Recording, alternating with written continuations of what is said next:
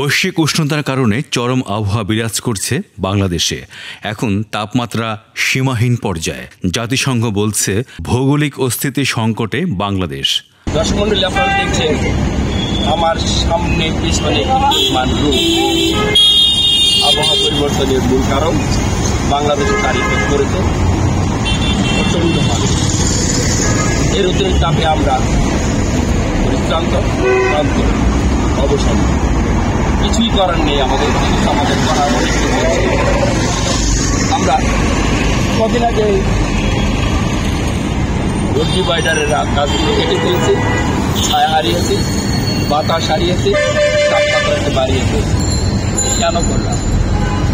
আমরা আমাদের কাজটি করছি উন্নয়ন। মানুষকে মেরে উন্নয়ন হয় হতে পারে এই জলযন্ত্র কারণ এই গাছ কাটা। দর্শক মণ্ডলী, নতুন তাপ উজ্জ্বল বলছে তা এখন 40 ডিগ্রি, এখানে দাঁড়িয়ে অনুভব করছি 45 ডিগ্রি তাপমাত্রা। এই তাপমাত্রা দাবদাহ চলবে আরও দীর্ঘদিন। বিশেষজ্ঞ বলছে এই সপ্তাহ, কোনো কোনো বিশেষজ্ঞ বলছে মে মাস জুড়ে, অর্থাৎ আগামী 1 মাস 5 তারিখ, অর্থাৎ প্রায় 40 ডিগ্রি। রাস্তাঘাট যে সময় অফিস আদালত বা কর্মের কারণে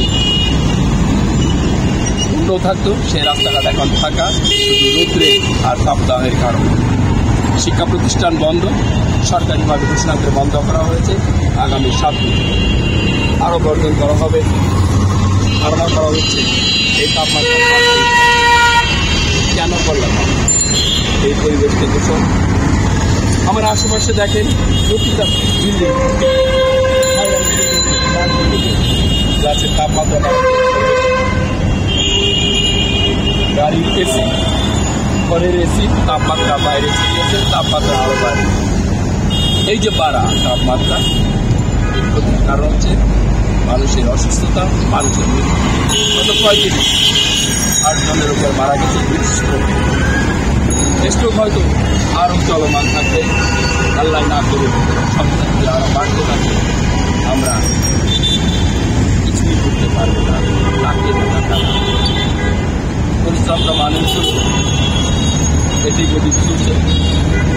বিশেষ করে রিক্সাওয়ালারা যারা দিন আনে দিন খায়, তাদের অল্প দোকানের জন্য তাপমাত্রার কারণে কর্মস্থিতি হয়ে গেছে, যাত্রী পাচ্ছে না তারা। এই যে না পাওয়ার বেদনা, সে শুনে তাকিয়ে আমরা চলব। পরিবেশ শুধু তাপমাত্রার বাইরে মাত্র অসুস্থ করে, আজকে অনেক চলবে। আমরা ডিটি অফিসার নিয়োগ দেব। ডিটি অফিসার বক্তব্যে হিট থাকবেন। উনি বলবেন পাংখা নিয়ে বেরো। কোনো জনস্বাস্থ্য বিশেষজ্ঞ বলবেন যদি গাছ পানি খান, পানি পাবো কোথায়, আর ব্যবস্থা নেই। ঢাকা শহরে খালপুর জলসার সব বন্ধ হয়ে গেছে। বিভিন্ন উন্নয়নের কার্যক্রম আমরা এইভাবে চলতে থাকি। আমাদের কার্যক্রম আমরা চালাবই, আর আমরা তোকে পরিবেশগত কারণে করার সম্মুখীন হব। আবহাওয়া এইভাবে চলতে থাকলে মানুষের বাঁচা বড়ই কঠিন। তাপমাত্রা দিন দিন যেভাবে বাড়ছে, এর দায় এদেশের সকলের।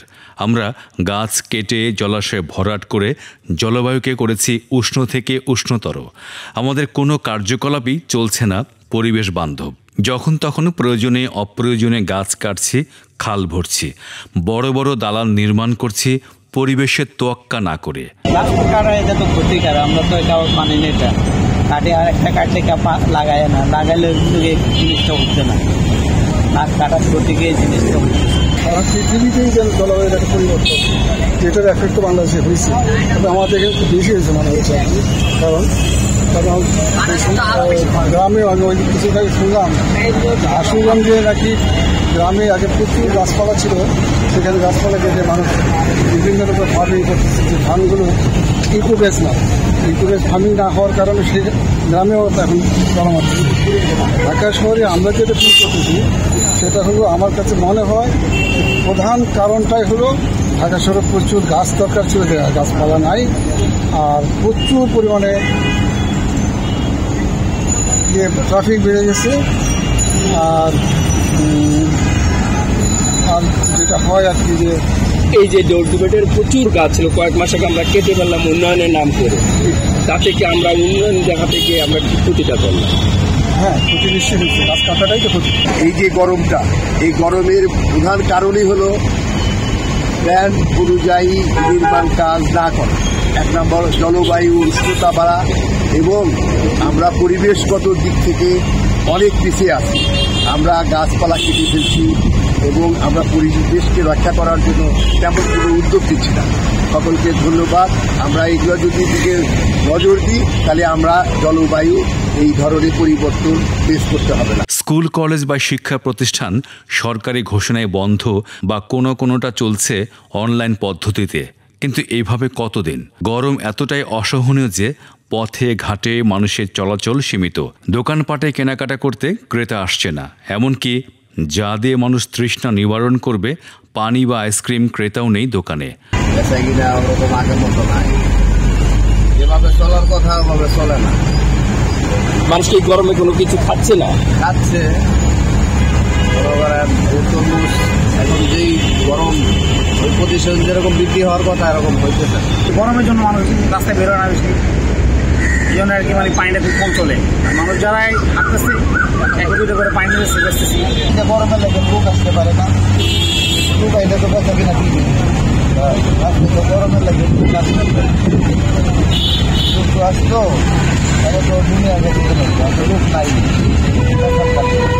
গরমের অসহ্য যন্ত্রণা থেকে বাঁচতে মানুষ ছায়াতলে আশ্রয় নিচ্ছে। কিন্তু তাতে কি নিজেকে সুস্থ মনে করছে মানুষ? কষ্ট হচ্ছে আমাদের গরমে, প্রচুর কম। ভাই এই গরমের মধ্যে স্কুল কলেজ সব বন্ধ, মনে করছি ভাড়া ভাই মারা যায়, রাস্তাঘাট ফাঁকা, ভাড়াও পাওয়া যায় না, জানি যাই দাঁড়ায় তাই বাতাসের মাঝে কি করবো। এই গরমের কারণটা কি জানেন আপনি? কি বলবো ভাই, এটা তো আমি বলতে পারবো না। গরম তো হ্যাঁ, আমরা যে গাছ কেটে ফেলছি, যে ছায়ার তলে আমরা আসতাম, এখানে শীতল ছায়া থাকতো, বাতাস থাকতো, পরিবেশটা আরো তাপমাত্রা কম থাকতো। এখন তো এগুলো নাই, এখন তোমার লাগে গরমটা অনেক বেশি। আর এই যে বিল্ডিং এর গ্লাসগুলোর তাপমাত্রা বাড়িয়ে দিচ্ছে বা এসির তাপমাত্রা গুলো, সেগুলো আপনাদের গায়ে লাগছে যারা চলাফেরা করে। আমরা তো বাধ্য, কিছু করার নাই, তো আমরা তো পেট চালাইতে গাড়ি চালাইতে হবে, গাড়ি রাস্তা চাইলে তখন আমাদের বাদ যাবে না, বাধ্য বাড়িতে। ছোট ছোট শিশুরা গরম থেকে নোংরা পানিতে গোসল সারছে, কিন্তু তারা জানে না এতেও তার স্বাস্থ্য ঝুঁকি রয়েছে প্রচুর। বেশি গরম সবসময় এখানে গোসল করো? না, আজকে আসছো? কতক্ষণ যাবত আসছো? 10 মিনিট। শুধু 10 মিনিট? পানি তো নোংরা, অসুখ হবে না? হ্যাঁ। কেন গোসল করতে আসলে? অনেক গরম। এখন আমরা জামুলা বাসায়, কিন্তু পানি তো নোংরা, অসুখ হওয়ার সম্ভাবনা থাকবে না? না না না। এখানে আমি গোসল করতে এসেছি, গরম লাগছে, দিকে প্রচুর গরম লাগছে, এর লেগে আমি আসছি। সাধারণ মানুষ বলছে আমাদের বাঁচতে হবে। এই অস্তিত্বহীনতা থেকে বাঁচতে ও পরিবেশ বাঁচাতে আইন প্রণয়ন ও নিজেদের সচেতনতা বাড়াতে হবে। গাছ কমে যাওয়ার কারণে গরম, আর ঢাকাতে এমনিতেই ঘন বসেছে, এই কারণে গরম হচ্ছে। প্লাস পুকুর নেই, যদি আজকে পুকুর বা পানির ইয়া থাকতো তাহলে কিন্তু কেমন হতো। এগুলো বন্ধ করা, গাছ কাটা, জলাশয় বন্ধ ভরাট করা, এগুলো বন্ধ করার জন্য আইন কি হতে পারে? এগুলা সরকারিভাবে বইতে এবং স্কুলের মানুষকে সচেতন করতে হবে। মানুষের ভিতরে যতদিন করতে সচেতনতা না আসবে ততদিন কিন্তু এমন চলতে থাকবে। যেমন আমাদের দিনাজপুরে 1 ডিগ্রি সেলসিয়াস তাপমাত্রা চলতেছে, ওই দিকে গাছ কাটতেছে, প্রতিনিয়ত গাছ কাটতেছে। আমি বাইরে ছিলাম, ওই দেশে কিন্তু গাছ আরো কন্ট্রোল লাগাচ্ছে। যেমন আরব দেশে কিন্তু একদম পানি দিয়ে গাছ নিয়ে লাগাচ্ছে, আর আমাদের দেশে আমরা গাছ কাটতেছি। এই গাছ কাটাটা বন্ধ করার জন্য কোনো বিশেষ আইন করা যায় না? অবশ্যই আইন করা যায়, এমন আইন করা যায় যে গাছ কাটতে হলে সরকার থেকে পারমিশন হবে, গাছ কাটতে হলে পারমিশন নিতে হবে। একটা গাছ কাটবে 10টা গাছ লাগাতে হবে, বা সরকার থেকে এমন উদ্যোগ নিতে হবে যে প্রতি বছর একটা কোটি গাছ লাগানো হবে, যেমন বাইরে চায়নাতে নিচ্ছে, এরকম নিতে হবে। তা না হলে আমাদের ভবিষ্যৎ কিন্তু সামনে আরো বেশি বিপদ আসবে। পরিবেশ নিয়ে কাজ করা বিশেষজ্ঞরা বলছেন এর দায় প্রশাসনে থাকা ব্যক্তিবর্গ বা সেবামূলক প্রতিষ্ঠানকে নিতে হবে। তাদেরকে এমন উন্নয়ন করতে হবে যে উন্নয়ন গাছটা না কেটে আমাদেরকে তাপমাত্রা না বাড়িয়ে, জলাশয়টা না বাড়িয়ে হবে।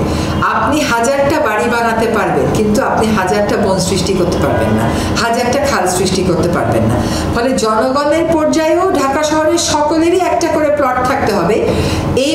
এই অনুভূতিটা, উন্নয়নের এই নোশনটা তো রাজুক ঢুকাচ্ছে মানুষের মনে। আপনি বিলেতে যান তো, যারা বিলেতে অফিস করে সবাই কি লন্ডন শহরে থাকে? মোটেও না, আশেপাশের শহর থেকে এসে অফিস করে চলে যায়। আপনি যান তো আমস্টারডামে, সবাই কি আমস্টারডামে থাকে? মোটেও না, আশেপাশের কেরানীগঞ্জ, সাভার, ওখান থেকে এসে অফিস করে চলে যায়।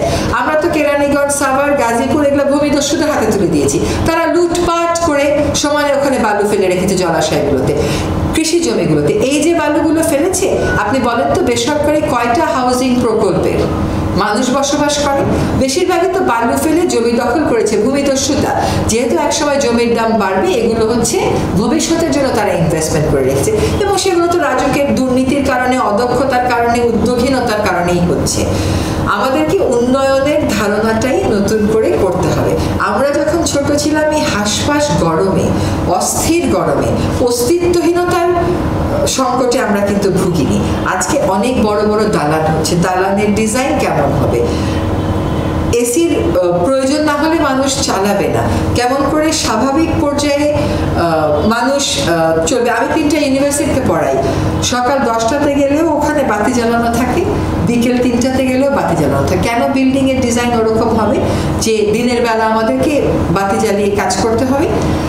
ফলে উন্নয়নের পুরো নোশনটাকেই বদলাতে হবে। দেখেন, আপনি যদি সিস্টেম চেঞ্জ না করেন, প্রকৃতির প্রতি মানুষকে শ্রদ্ধাশীল হতে না দেন, উন্নয়নকে, প্রকৃতিকে শ্রদ্ধা করতে না শেখান, তাহলে শুধুমাত্র বিল্ডিং কয়তলা হলো সেটার উপর দোষ দিয়ে লাভ হবে না। পুরো মনোজাগতিক পরিবর্তন আমাদের প্রয়োজন। আমাদের 4টি খাল, এটি যদি আমরা সঠিকভাবে উদ্ধার করতে পারি এবং এটিকে আমাদের যে পরিকল্পনা আছে সেই পরিকল্পনা অনুযায়ী আমরা যদি সেই কার্যক্রমগুলো বাস্তবায়ন করতে পারি, অনেক বেশি বেশি গাছ লাগবে। 2 লক্ষ কেন, কয়েক লক্ষ ছাড়িয়ে যাবে বলে আমরা আশা করি।